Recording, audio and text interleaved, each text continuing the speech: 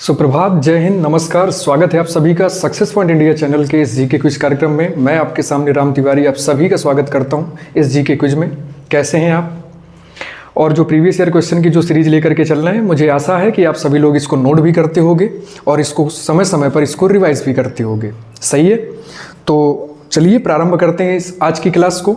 और जैसे कि पूर्व में हम बता चुके हैं कि देखिए, इसमें हमने यूपी स्पेशल के भी 2 क्वेश्चनों को इसमें मेंशन किया है, इस प्रीवियस ईयर एमसीक्यूज में भी। साथ ही साथ इसमें हमें करना क्या है कि डेली इसको नोट करते रहना है और समय समय पे इसको रिवाइज भी करते रहना है। ठीक है, तो चलिए बिना किसी देरी के शुरू करते हैं आज की क्लास। और आज की इस क्लास में पहला प्रश्न है आपके सामने कि हैंगिंग गार्डन्स ऑफ बेबीलोन निम्न में से किस प्राचीन संस्कृति से संबंधित हैं। ये सवाल पूछा गया है आपसे एमटीएस परीक्षा 2019 में कि जो हैंगिंग गार्डन्स ऑफ बेबीलोन है वो किस सभ्यता से संबंधित है। देखिए आपके सामने ऑप्शन है इजिप्ट से, मेसोपोटामिया, या फिर चीन, या फिर हड़प्पा। निम्न में से किससे आपके हैंगिंग गार्डन्स ऑफ बेबीलोन जो किस सभ्यता से जुड़े हुए हैं। तो प्यारे अभ्यर्थियों, सही उत्तर है आपका मेसोपोटामिया। मेसोपोटामिया के अंतर्गत आपका आता है मतलब बेबीलोन के झूलते हुए बगीचे, हैंगिंग गार्डन्स ऑफ बेबीलोन। और बेबीलोन के जो हैंगिंग गार्डन्स हैं ये प्राचीन दुनिया के 7 अजूबों में से एक हैं। कहते हैं कि बेबीलोन महत्वपूर्ण इसलिए सबसे ज्यादा है क्योंकि यहाँ पे विश्व विजेता सिकंदर की मृत्यु भी हुई थी। यहाँ तक क्लियर हुआ आपको? विश्व विजेता सिकंदर की मृत्यु हुई थी। और ये जो आपका हैंगिंग गार्डन्स है ना, ये मेसोपोटामिया सभ्यता से संबंधित है। यहाँ की अगर हम गार्डन्स की बात करें प्यारे अभ्यर्थियों, तो यहाँ के झूलते बगीचे और उन बगीचों के दृश्यों को देख करके इस तरीके से डिजाइन किया गया है कि उन्हें देख करके ऐसा भ्रम होता है कि एक कमरे में जब हम कोई प्रवेश करता है, जब कोई भी व्यक्ति एक कमरे में प्रवेश करता है तो ऐसा लगता है कि जैसे वो बगीचे में प्रवेश कर रहा हो। और ऐसे में जो गार्डन्स हैं वो थोड़ा सा झूमते हुए नजर आते हैं, जो कि अपने पृथ्वी की सतह से काफी ऊपर है। क्लियर हुआ? तो इसे हैंगिंग गार्डन्स ऑफ बेबीलोन का नाम दिया गया है, जो कि आपके 7 अजूबों में से एक है। यहां तक क्लियर हुआ? चलते हैं अपने दूसरे क्वेश्चन की तरफ। तो दूसरा क्वेश्चन है आपके सामने कि निम्न में से किसे कंप्यूटर के मस्तिष्क के रूप में जाना जाता है। देखिए सीएचएसएल 2020 में पूछा गया था कि निम्न में से किसे कंप्यूटर के मस्तिष्क के रूप में जाना जाता है। देखिए आपके सामने ऑप्शन है सीपीयू है, एएलयू है, मदरबोर्ड है, या फिर कीबोर्ड है। कौन सा है आपके सीपीयू का मस्तिष्क, मतलब कंप्यूटर का मस्तिष्क प्यारे अभ्यर्थियों? तो सही उत्तर होगा आपका सेंट्रल प्रोसेसिंग यूनिट यानी सीपीयू। सीपीयू आपका बिल्कुल सही उत्तर है, यानी ए ऑप्शन आप यहां पे बिल्कुल सही करिएगा। ठीक है, सेंट्रल प्रोसेसिंग यूनिट जिसमें संगठन का प्रमुख कार्य होता है, इसलिए इसे कंप्यूटर का एक तरीके से मस्तिष्क भी कहते हैं, इसे कंप्यूटर का मस्तिष्क कहा जाता है। सीपीयू के अगर केंद्रीय डेटा विश्लेषक इकाई की बात करें तो यह जो विशेष प्रकार से कार्य करता है, तो सीपीयू जो है आपका, ये कंप्यूटर का एक ऐसा भाग है जो सूचनाओं का विश्लेषण करता है। क्लियर हुआ? सूचनाओं का विश्लेषण करना, साथ ही साथ किसी भी डेटा को क्या करना, इनपुट करना, आपका सीपीयू का मुख्य कार्य कहलाता है। यहां तक क्लियर हुआ प्यारे अभ्यर्थियों? बात करते हैं अपने आज के कुछ के अगले क्वेश्चन की।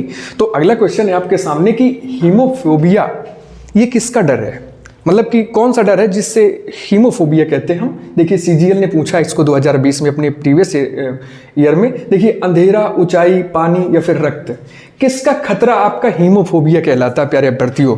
तो सही उत्तर होगा आपका रक्त का, यानी डी ऑप्शन आपका बिल्कुल सही है। रक्त का जो डर है ये हीमोफोबिया कहलाता है, यानी कि हीमोफोबिया प्यारे अभ्यर्थियों आपके एक विशेष प्रकार का मानसिक विकार है। और ये मानसिक विकार की अगर बात करें तो देखिए DSM-5 ये फोबिया की श्रेणी में आता है। देखिए जो फोबिया है, जो डर है, तो मानसिक विकार होते हैं, ये इन सबकी श्रेणी यानी इनकी कैटेगरी सबकी अलग अलग होती है। इसी प्रकार DSM-5 श्रेणी में आता है आपका रक्त का खतरा, जिसे हम होमोफोबिया के नाम से जानते हैं। क्लियर हुआ? इसे रक्त के भय के नाम से भी जाना जाता है। ये बचपन या किशोर अवस्था में, प्रारंभिक मतलब की अवस्था में होता है।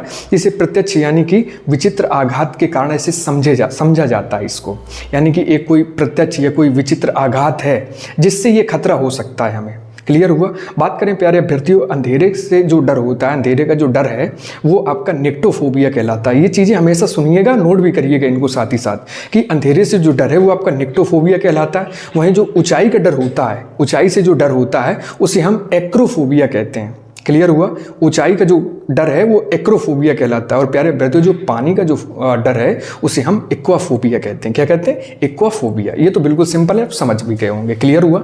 तो चलिए बात करते हैं अपने अगले प्रश्न की, और अगला प्रश्न है आपके रेलवे की परीक्षा ग्रुप डी 2022 से कि उपनिषद शब्द में उप क्या दर्शाता है। यानी जो आपने सुना होगा प्राचीन काल में और वैदिक काल में स्पेशली उपनिषद, इस उपनिषद में उप शब्द क्या है? गुप्तता, निकटता, समग्रता या खुशी, क्या है आपका उपशब्द? तो प्यारे अभ्यर्थियों जो आपका उपशब्द है इसे कहते हैं निकटता। मतलब उप का मतलब है निकटता, यानी उपनिषद में जो उपशब्द है ये आपके निकटता को दर्शाता है। बी ऑप्शन बिल्कुल क्लियर होगा यहाँ पे आपका। अब देखिए उपनिषद जो है, उपनिषद सामान्यतः वेदांत कहलाते हैं। प्यारे अभ्यर्थियों बात करें भारतीय दर्शन के प्रमुख उपनिषदों की, तो देखिए जैसे आपका बृहदारण्यक हो गया, बृहद आरण्यक, जैसे आपका छांदोग्य हो गया, जैसे आपका ऐत्रेयी हो गया, जैसे आपका कौशितकी हो गया, जैसे मैत्रायणी हो गया, ये आपके भारतीय दर्शन के प्रमुख क्या कहलाते हैं? उपनिषद कहलाते हैं। यहां तक क्लियर हुआ। चलिए अब चलते हैं अगले प्रश्न की तरफ, जो कि एनटीपीसी 2011 में पूछा गया था, सॉरी 2021 में, कि पंडित जवाहरलाल नेहरू ने किस तिथि को संविधान सभा में उद्देश्य प्रस्ताव पारित किया। देखिए 13 दिसंबर 1946, 13 दिसंबर 1948, 13 दिसंबर 1947 या फिर 13 दिसंबर 1949। कौन सी सही एग्जैक्ट तिथि है जब पंडित जवाहरलाल नेहरू ने संविधान सभा में उद्देश्य प्रस्ताव को पास किया था? तो प्यारे अभ्यर्थियों सही उत्तर होगा यहाँ पे आपका 13 दिसंबर 1946। 13 दिसंबर 1946 की बात करेंगे तो देखिए आपका ए ऑप्शन यहाँ पे बिल्कुल सही होगा। अगर आपको पता होगा उद्देश्य प्रस्ताव कब रखा, तो देखिए कैबिनेट मिशन की संस्तुतियों के आधार पर संविधान का निर्माण करने वाली जो सभा थी, जिसे संविधान सभा के नाम से जानते हैं, संविधान सभा का जो गठन है तो वो जुलाई 1946 में किया गया था। 11 दिसंबर 1946 को डॉक्टर राजेंद्र प्रसाद सभा के, इस संविधान सभा के स्थायी अध्यक्ष के रूप में जाने गए। ठीक है, और साथ ही साथ क्या हुआ कि 13 दिसंबर 1946 को पंडित नेहरू द्वारा सभा में उद्देश्य प्रस्तावों को पारित किया गया। यहां तक क्लियर हुआ। तो चलिए अगले प्रश्न की ओर चलें, और अगला प्रश्न है आपके सामने प्यारे अभ्यर्थियों कि निम्न में से किस महाद्वीप में उष्ण कटिबंधीय पर्णपाती वनों का विस्तार सबसे अधिक है। देखिए ROARO 2014 में इसको पूछा गया था कि कौन से महाद्वीप में उष्ण कटिबंधीय पर्णपाती वनों का विस्तार अधिक है। देखिए अफ्रीका, एशिया, ऑस्ट्रेलिया या फिर दक्षिणी अमेरिका प्यारे अभ्यर्थियों, है ना। तो किस महाद्वीप की बात कर रहा है प्यारे अभ्यर्थियों? तो सही उत्तर होगा आपका एशिया, यानी कि जो एशिया है ना, तो एशिया आपका बिल्कुल क्लियर ऑप्शन होगा कि यानी एशिया द्वीप में जो उष्ण कटिबंधीय पर्णपाती वनों का जो विस्तार है वो सबसे ज्यादा है।